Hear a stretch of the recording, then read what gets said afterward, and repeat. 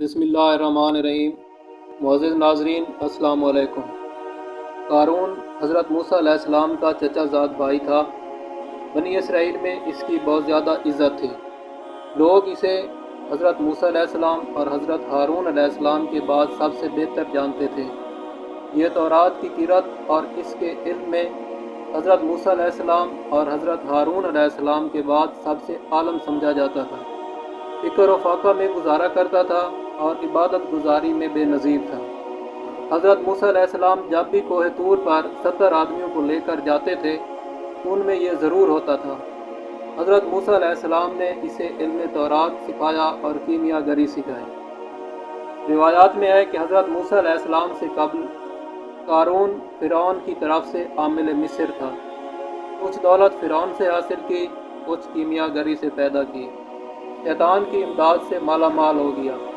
حضرت موسیٰ علیہ السلام جب دریا عبور کیا تو قارون ساتھ تھا۔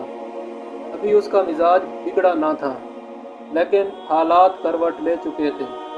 بنی اسرائیل جب عذاب میں مبتلا ہوتی تو استغفار اور دعا کرتی تھی، تو قارون انہیں توبہ استغفار سے منع کیا کرتا تھا اور کہا کرتا تھا کہ کیوں وقت ضائع کرتے ہو، توبہ استغفار بے معنی چیز ہے۔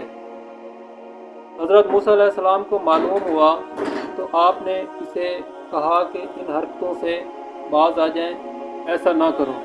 لیکن قارون کے دل و دماغ پر کیونکہ دولت کا نشہ چھا چکا تھا، وہ حضرت موسیٰ علیہ السلام کی باتوں پر توجہ نہیں دیتا تھا۔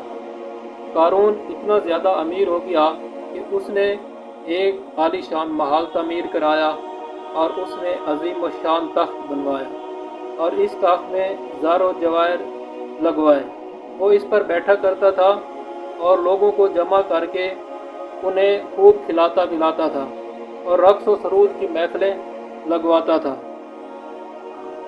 جب بھی قارون اپنے علاقے کی سیر و تفریح کے لیے باہر نکلتا تھا تو 4000 خادموں اور 1000 لڑکیوں کے جھرمٹ میں نکلتا تھا، جو زیورات سے آراستہ ہوتی تھیں۔ وہ اسی شان و شوکت سے نکل کر سارے علاقوں کی تفریح کرتا تھا، جس کا نتیجہ یہ ہوتا تھا کہ دنیا طلب لوگ شب و روز اسی طرح دولت مند ہونے کی تمنا کرتے تھے اور عبادت گزاری سے دور بھاگتے تھے۔ علماء عصر نے اسے بہت سمجھایا مگر وہ کسی کی نہیں سنتا تھا۔ قارون کی گستاخیاں بہت زیادہ بڑھ چکی تھیں، تو حضرت موسیٰ علیہ السلام نے ان کی شکایت اللہ تعالیٰ سے کی تو اللہ تعالیٰ نے فرمایا کہ اے موسیٰ، میں نے زمین تیری اطاعت میں دے دی ہے، تو جیسا چاہے ویسا کر۔ تو حضرت موسیٰ علیہ السلام نے ایک دن زمین کو حکم دیا کہ تو اسے نگل لے۔ زمین نے قارون کو اور اس کے ساتھ ان کے 2 ساتھیوں کو گھٹنوں تک اپنے اندر دھنسا لیا۔ قارون نے کہا کہ موسیٰ نے اچھا جادو کیا ہے۔ آپ نے پھر حکم دیا تو قارون گھٹنوں تک اندر چلا گیا، پھر کمر تک اندر ہو گیا۔ اس کے بعد قارون گھبرا اٹھا اور فریادیں کرنا شروع کر دی۔ حضرت موسیٰ علیہ السلام نے ایک نہ سنی اور زمین کو بار بار حکم دیا، یہاں تک کہ 70 مرتبہ حکم دیا اور وہ تھوڑا تھوڑا زمین میں اترتا چلا گیا، یہاں تک کہ یہ تینوں افراد زمین کے اندر چلے گئے اور غائب ہو گئے۔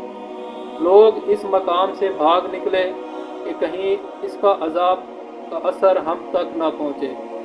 پھر چند منافقین نے کہا کہ حضرت موسیٰ علیہ السلام نے یہ سب کچھ اس لیے کیا ہے تاکہ اس کے مال پر قبضہ کر لیں۔